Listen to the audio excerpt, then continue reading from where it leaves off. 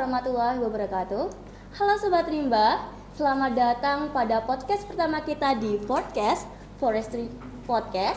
Bersama saya Surya Mardiana dengan ditemani oleh special guest di depan saya ini, salah satu mahasiswa kehutanan dari University of the Philippines, Banos. Good morning. Morning. Why I could call you? It is Adriane or Tobias? You can just call me AD. Oh, Eddie. AD, Eddie. Okay. So Eddie, how are you today? I'm fine. I'm good. I feel like that it's my first time to be interviewed in a podcast, and I'm quite nervous to be honest. But I hope I'll be able to share something to your audience here in Universitas of Bengkulu. Okay. It is your first time, right? Yeah. To joining the podcast. It is same way to me. It is my first experience to be the host in the podcast also. Yeah.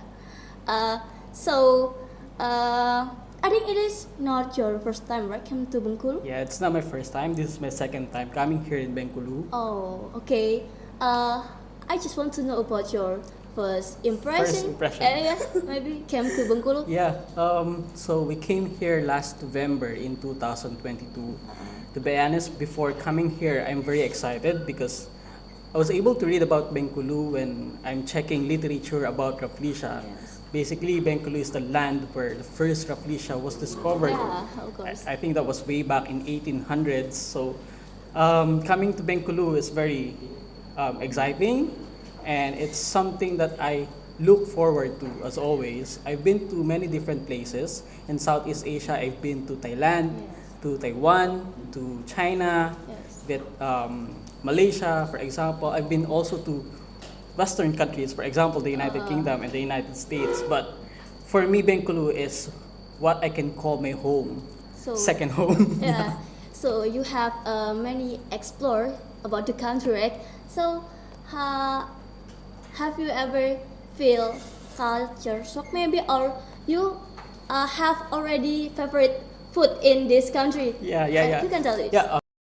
At first, I think I'm shocked with the food, but I really love the food here. For example, the ayam, the satay. I really love the satay. You like this? Just last night we ate satay. Oh, it is tastes good, right? It tastes very good, especially satay kambing. Satay kambing. Satay kambing, satay ayam, and all of those. I really love, especially also you always serve your food with shake. For example, dragon fruit shake, avocado shake, juice mango. Yeah. Have you ever tasted durian? Durian is one of fruit. Yeah. So when we came here in November 2022, from the field we ate durian, and it's very tasty. Enak. Enak, yes. It is Indonesian language, right? Enak. I'm learning a little about Indonesian language. It is tastes good for you, like? Yeah. It tastes very good for me, but when during the first time I ate durian or I tasted durian, it was way back in 2016, I guess, when I visited Mindanao. I don't like the taste of durian. It tastes very strong. Yeah. But when I tasted the second time here in Indonesia, I very much like it. Oh, I see. It is one of favorite fruit from Indonesia that most of Indonesian people like that fruit because taste enak. By the way, about your visit in Indonesia, especially in Bengkulu, do you have important purpose or do you have a research here? Can you tell it? Yeah. So we visited Bengkulu, to be honest, to document and see your special flowers, Rafflesia. And we're able to see Rafflesia kibumu, Rafflesia arnoldi, Rafflesia benkuluensis in 2022. And then just last week, we were able to see Rhisanthus deceptor. It's a very unique flower. It's very new to me also because it's the first time seeing Rhisanthus. And I think that's a moment I will never forget. I'm very happy to see it. And we're very much thankful to the communities, to you as well, to Indonesian people for letting us see these significant and very unique flowers. Okay. So In your perspective, is there any differences between Rafflesia in the Philippines in Yeah. So basically, what my advisor and supervisor said earlier, Bengkulu is the land of the giant flowers. Yeah. The Philippines has also a lot of Rafflesia, but it's it's small compared to your Rafflesia here in Bengkulu. The largest flower in the Philippines would measure around 80 centimeters. So that's, and then on Luzon Island, the largest would be 50 centimeters. That's half a meter. So that's half the size of Rafflesia arnoldi.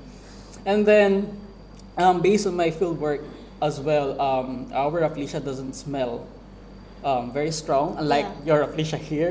Yeah. It's to smell. I've ever seen also. And can you tell a little about your research maybe? Mm-hmm. You have do a research about that, right? Yeah. Can you tell it? So I started my research in 2017 when I pursued my master's degree, and my topic was about Rafflesia of the Philippines, but we focus on Rafflesia banuana. It's in the remote area on Luzon Island. It's a very mountainous area. The elevation would range from 1,000 to 1,300 meters above sea level. I started working in Rafflesia because of my supervisor as well. I'm very much thankful for the opportunities entrusted to him, and I was able to meet a lot of great people, mentored by very responsible and inspiring mentors, of course. So I started working on Rafflesia, and then I met Dr. Chris Rogot and worked with Professor Pastor El Malabrigo with them. And so basically my research explored the taxonomic diversity and conservation of Rafflesia in the Philippines, and visiting Bengkulu would expanded my knowledge about Rafflesia because it's the home of many species of Rafflesia across the globe. It is there's I think interest from Rafflesia that you doing a research in there like that, and then I have seen a little about your background. It's about conservation, right? Can you tell it why you can entering that background like that? Yeah. So I focus on conservation. Bengkulu province is very fortunate to have passionate communities who are very responsible in monitoring, taking care of the habitat of Rafflesia here in your province. In the Philippines, we don't have that kind of communities or organizations. So a lot of people in the Philippines do not know that we have Rafflesia. So raising awareness about the presence of these species in our country is a very much important step for the conservation of Rafflesia species. And of course, building community network in the Philippines could be an important aspect for the sustainability of the conservation project. So, in your opinion, it is important for us as a student to knowing about conservation so right? It is because our nature need us as the younger person to take care about the conservation, right? So, is there a problem for, especially in the Philippines, in your country, about conservation? Is there? Yeah, there are problems in conservation. First, there are only a few taxonomies, or those who are interested with plants, working with plants in the Philippines. We have more than 10,000 species of plants in the Philippines, but you can just count the number of taxonomies with your two hands. So there are just less than 10 who are recognized taxonomies in my home country.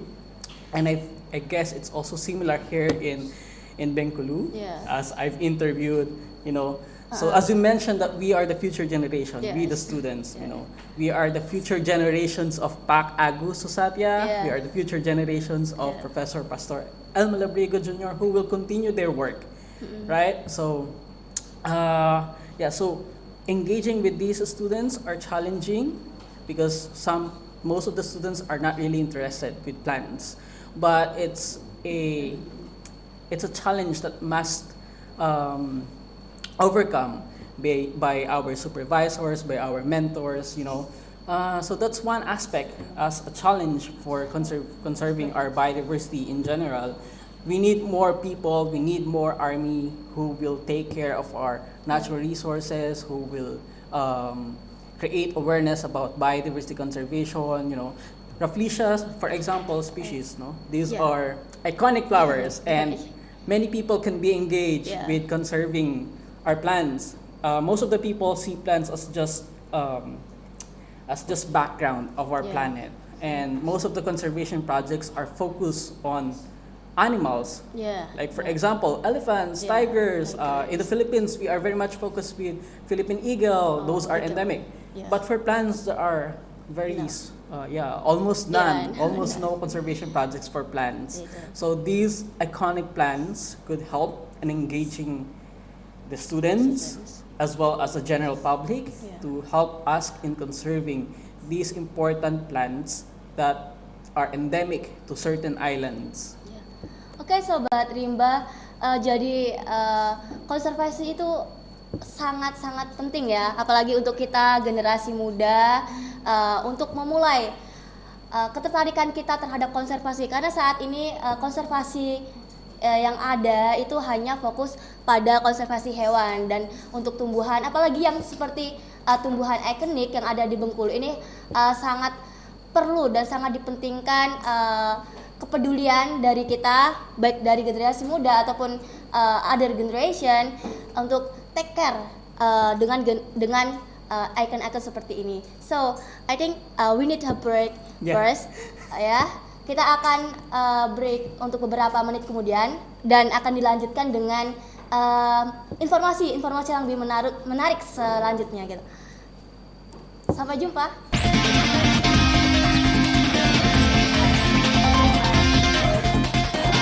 Oke, Sobat Rimba, kita akan lanjut ke sesi berikutnya. Masih bersama Adriane Tobias, special guest dari UPL, University of the Philippines, Los Banos. So, Eddie, could you please tell or describe about your life at the campus? Life at the campus, about your study program on UPL.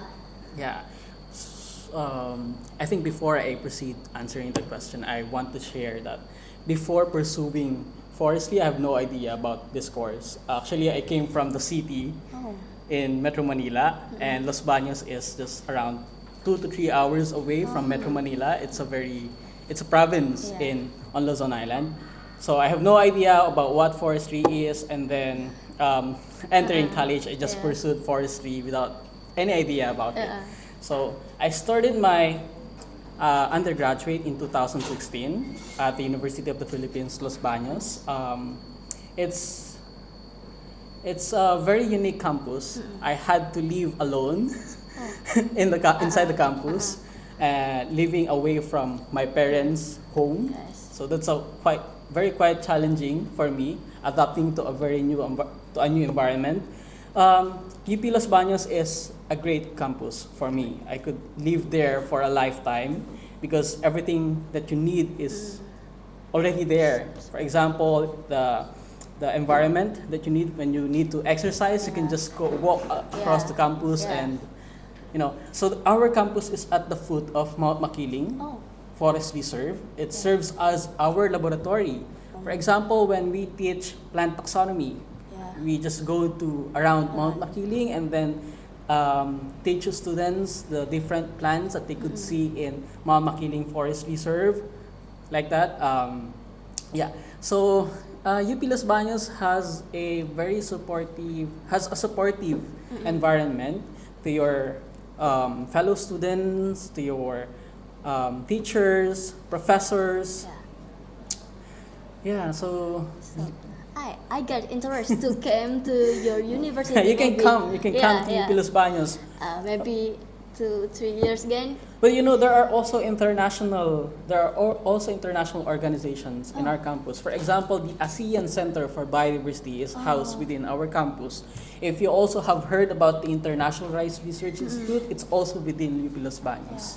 UP Los Banos is the biggest I would say this is the biggest campus of the Philippines. University of the Philippines system because we have the whole Mount Makiling. Oh, yeah.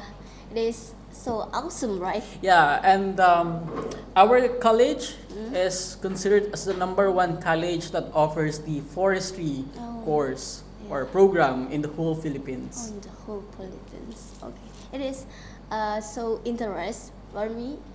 So you as inspire for younger generation and started to studying and doing a research about conservation. So what first step that you can do for persuade the other person or maybe the younger generation to take care about the conservation? Yeah, that's a very difficult question because it's really hard to mainstream conservation, especially most of the students. For example, students would just study in order to graduate and then get a job and then get rich, for example. But in conservation, there are not much money in conservation. But if you are passionate about conserving our biodiversity, then this is the field for you. My first step would be if I would persuade my friends to go in conservation, it's the experience that I had been through. I was able to go to many different places from the northern part of the Philippines, going to the southern part of the Philippines, trek many mountains along with my supervisor. So those are the experience that you will always remember for a lifetime. It cannot be bought by money, right? Some of students just think that doing a paper, graduate, and get a job, right? They don't think about how many important about conservation. They just think about the important is I get my job. How about what do you think about your perspective? But you know, it's a misconception because if you pursue the field in conservation, there are so many jobs awaits. There are many non-government organizations, for example, which require conservation practitioners. Yes. And so right now I'm teaching at the University of the Philippines, Los Banos, and also doing this kind of research related to conservation. And I would say that it's a different experience, and I'm fulfilled and I'm content with what I'm doing right now. So it's do you have a memorable experience along you have to all about what about conservation, maybe about Rafflesia or other thing? I think the most memorable experience that I had was when I first saw Rafflesia Banawana, because it's a very remote place. I had to travel 12 hours, land travel, and then I had to trek for 6 hours going to the site. And it has a very steep terrain. I had to cross rivers. And seeing Rafflesia Banawana for the first time was very fulfilling, and I was very happy and glad to see it. So it is make you want to continue about your interest, right? And you want to know more by doing research and do explore more about Rafflesia. And so it is. I think it is. Such as a best experience like in your life. It is. And aside from that, aside from seeing flowers, meeting those people who are very passionate, who really take care of their natural resources of their forests, are also the best experience, part of the best experience. In Kalinga province, there is this called the Banao people. They are indigenous people to that area, and they have traditional management practices in, for example, managing their forests. So they were able to preserve and conserve their forest cover in that province. And somehow it's similar with the people that we met here in Bengkulu. They are very passionate. They take care of the habitat of Rafflesia, which I think that's important in the aspect of conservation. Oh, do you think about local people that live in around the Rafflesia's grove? It is, do you have any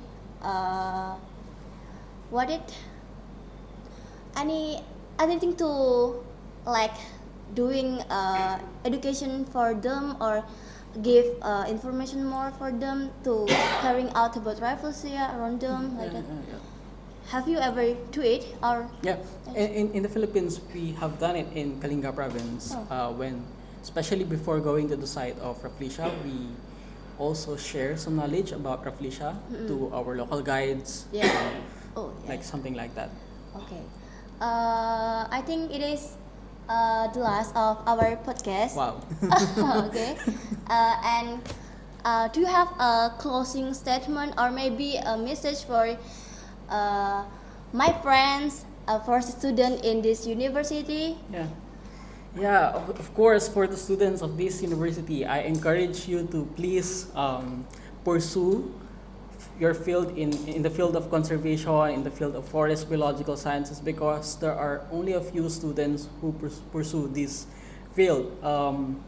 We need more people who will document our biodiversity. We need more people who will do actions to conserve our biodiversity. And of course, to our professors, it's really important to be a good mentor, and I'm very fortunate to have met inspiring motivate professors who motivate me to do work on this. Oke, Sobat Rimba, sekian dari percakapan kami mengenai konservasi yang ada khususnya yang ada di Bengkulu. Nah, jadi kita semua adalah generasi muda dan patutnya kita sebagai generasi yang lebih peduli terhadap alam dan lingkungannya. Oke, mungkin demikian. Thank you. Eddie, for your great information and you already share about your great experience here. Oke. Terima kasih. Terima kasih. Salam. Wassalamualaikum warahmatullahi wabarakatuh.